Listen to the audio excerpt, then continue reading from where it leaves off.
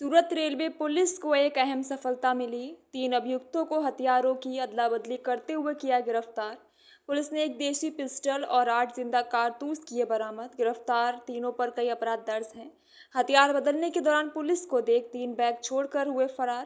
Police ने पीछा कर तीनों को गिरफ्तार किया। अमर सालुके, शशिकांत कुशवाहा और कार्तिक राठौर तेज थे। अमर के खिलाफ 28, शशिकांत के खिलाफ 5 और कार्तिक के खिलाफ 2 अपराध अलग अलग पुलिस स्टेशनों में दर्ज हैं। તારીખ 17-18 રોજ સુરત રેલવે સ્ટેશન ખાતે આશરે 3:00 વાગ્યાના સુમારે સવારના 18 તારીખે પૂરી સુરત ટ્રેન એક આવે છે, જેમાં પ્લેટફોર્મ નંબર 3 ઉપરથી 1 નંબર ઉપરના પ્લેટફોર્મ નંબર 1 ઉપર આવવાના બ્રિજ ઉપર 3 માણસો, કંઈક એક માણસ આવી અને બીજા 2 માણસને એક બેગ આપતા નાઇટના જે પોલીસ કર્મચારી અને હોમગાર્ડના જવાનો હતો એમને જોતા તેઓ બેગ નાખી અને 3 જણા ભાગી ગયેલા અને એ બેગ પોલીસ કર્મચારીઓ અને જે હોમગાર્ડના જવાન હતા તેમના મારફતે ચેક કરતા તેમાંથી એક દેશી પિસ્ટલ અને 8 જીવતા કાર્તુજ મળી આવેલા, જે ગુનો જે તે વખતે અનડિટેક્ટ રહેવા પામેલો અને તે અનુસંધાને જે એલસીબી વડોદરા રેલવેના પીઆઈ શ્રીની એક ટીમ અને સુરત રેલવે પોસ્ટના પીઆઈની જોઈન્ટ ટીમો બનાવી અને એ દિશામાં આગળ વધુ તપાસ શરૂ કરેલી અને આજરોજ તે ગુનો ડિટેક્ટ થવા પામેલ છે।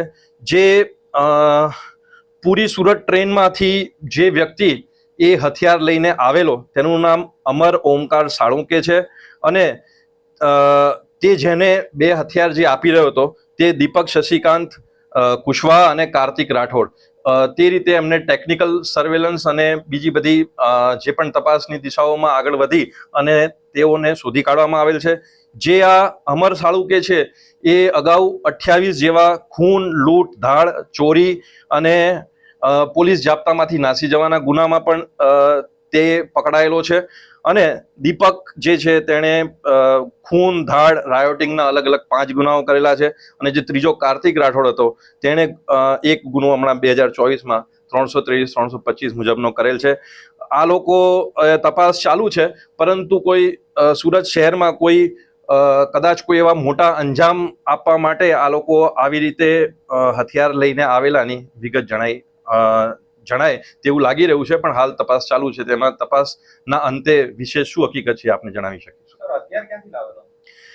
હાલ તો એ પુરીમાંથી લઈને એટલે ઓરિસ્સાથી લઈને આવેલાની બેઝિક હકીકત છે અને તે હજુ હાલ તપાસ ચાલુ છે। હમણાં જ અટક કરવામાં આવે છે અને એ પ્રાથમિક પૂછપરછ ચાલુ છે। સર, આરોપી ક્યાંથી છે, મૂળ ક્યાં રહેવાસી છે, સુરતમાં ક્યાં આવ્યો હતો? એ મૂળ અમરોલી આવાસમાં રહે છે। આ બંને અમર અને દીપક એ છે બંને અમરોલી આવાસ ખાતે રહે છે અને આ કાર્તિક રાઠોડ પણ સુરત ખાતે જ રહે છે। આ બંને જે અમર સાળુકે છે એ પુરીથી આવ્યો હતો અને ટ્રેનમાં ઉતરી અને એ આ બંને દીપક અને કાર્તિકને જ હથિયાર આપી રહ્યો હતો। જ્યારે બેગ એક્સચેન્જ ચાલતી હતી ત્યારે પોલીસની એલર્ટને જોઈ અને એ લોકો બેગ મૂકી અને ભાગી ગયેલા। ઓકે।